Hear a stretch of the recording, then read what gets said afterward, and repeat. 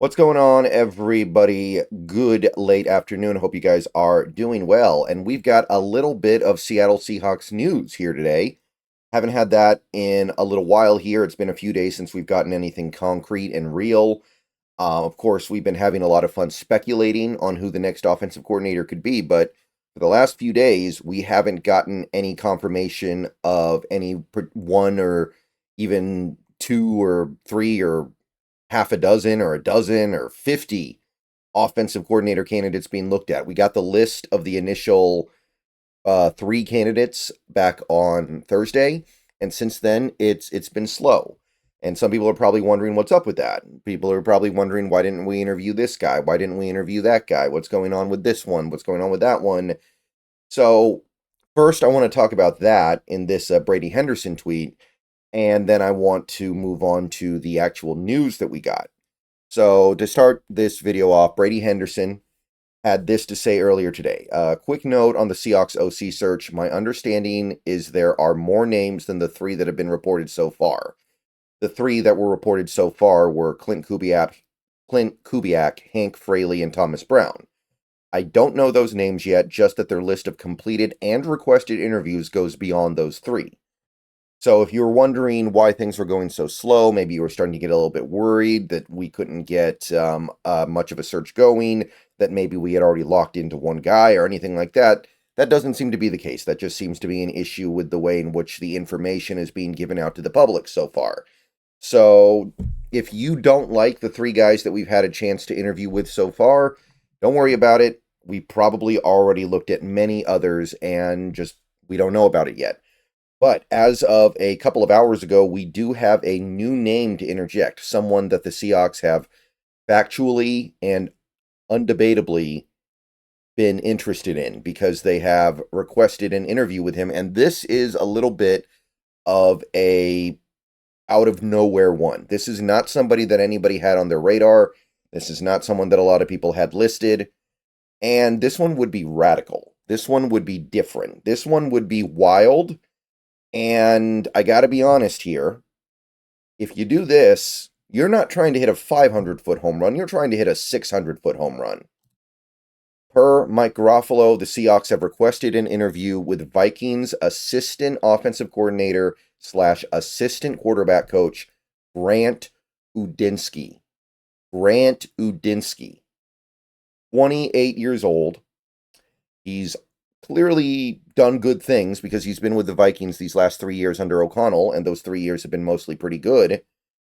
But a 28-year-old with no experience of play calling and no experience of being an offensive coordinator. I mean, he's an assistant offensive coordinator right now, and only 5 years of total coaching experience that I could find.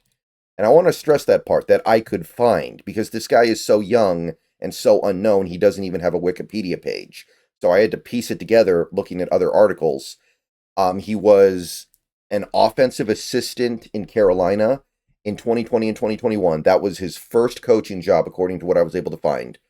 2020 was the first year he worked as a coach in football. Offensive assistant in Carolina for those two teams. And then he went to Minnesota under Kevin O'Connell, and his title was like senior of projects or head of projects and assistant offensive coordinator, assistant quarterback coach.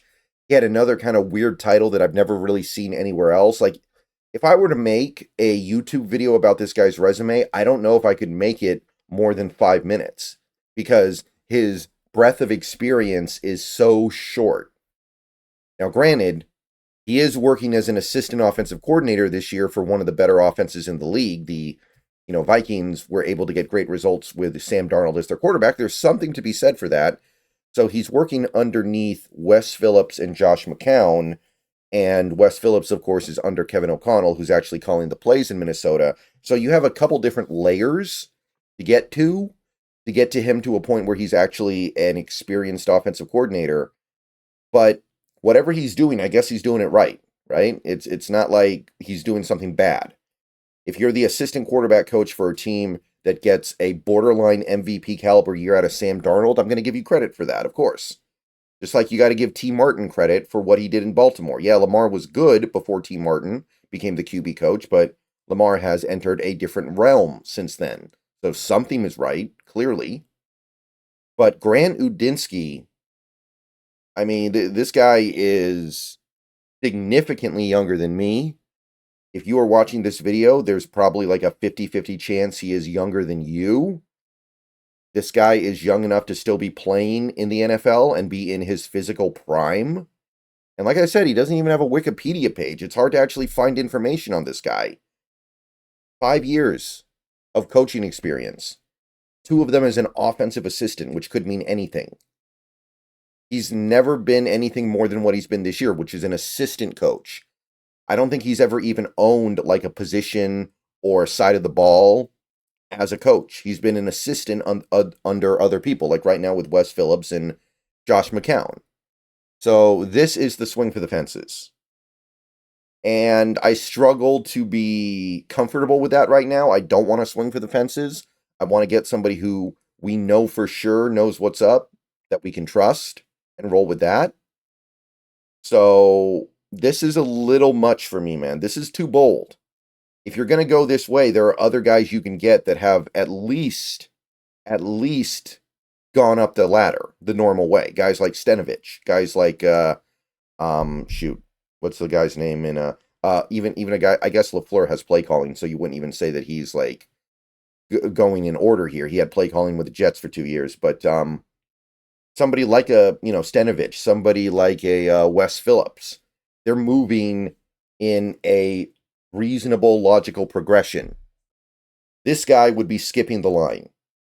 A 28-year-old becoming a play-calling offensive coordinator when he's never even worked as a full positional coach before, that's a lot. But this Vikings coaching staff is probably about to get a lot of positive press, right? They're about to get a lot of positive press because they overachieved massively in 2024, and Kevin O'Connell might become the new Sean McVay, where anybody who touches him is going to become a hot commodity. So, I don't know, man. This one's tough. I'm going to try to talk about him at length later on, but I kind of already did because his resume is so short, it's hard to say more. He's a very, very young coach, assistant QB coach, assistant OC. He was the assistant QB coach 2022. 2023, he had some weird title that was like head of projects or something funky like that. I've never seen any other team have that position before. So if you guys think anything about this one, let me know. But that's the news we have. That's the 4th name. And I'm going to go ahead and get on out of here. Probably see you on Twitch later tonight. And if not, then I'll see you guys tomorrow. Go Hawks. And Grant Udinski. Interesting name. Very interesting interview coming up here.